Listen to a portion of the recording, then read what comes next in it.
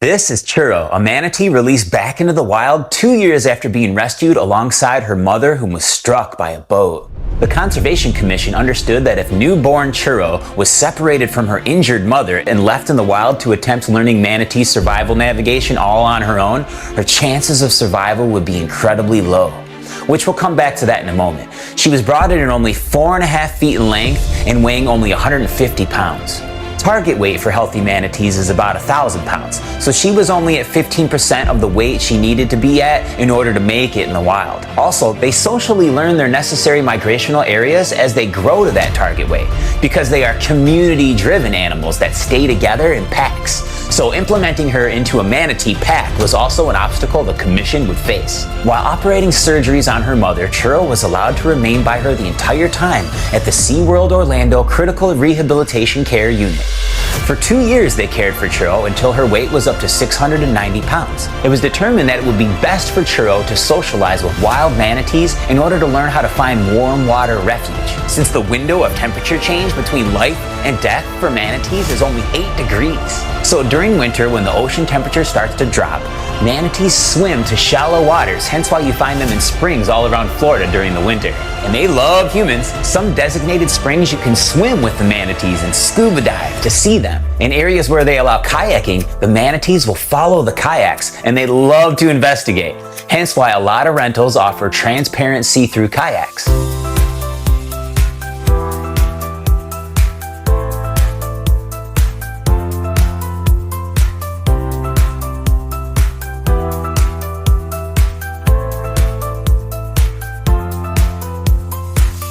Today, Churro weighs 916 pounds and her mom weighed in at 2,100 pounds. Those buoys attached are GPS trackers used for monitoring the manatees that have been rehabilitated due to being underfed and underweight. The battery on the GPS lasts 1 year and has a detached mechanism in case it gets tangled up with a log.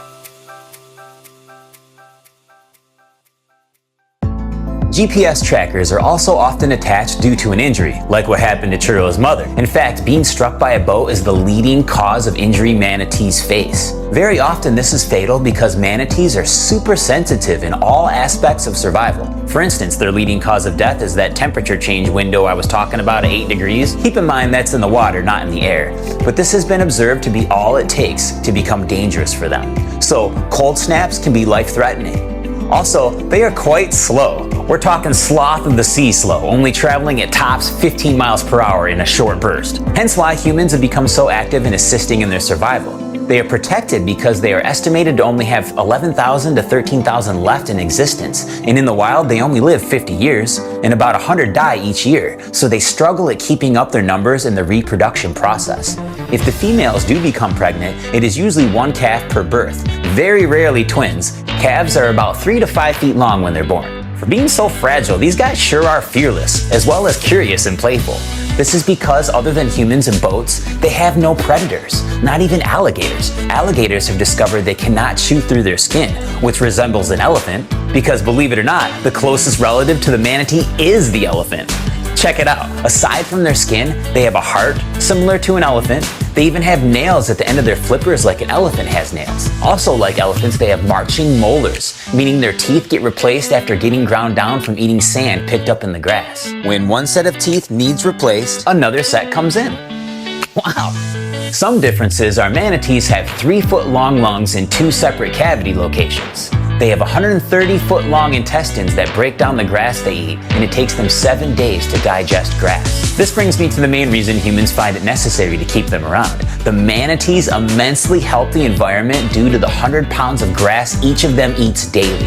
Hence why they have been nicknamed sea cows. If it wasn't for them, the underwater flora would become unmanageable.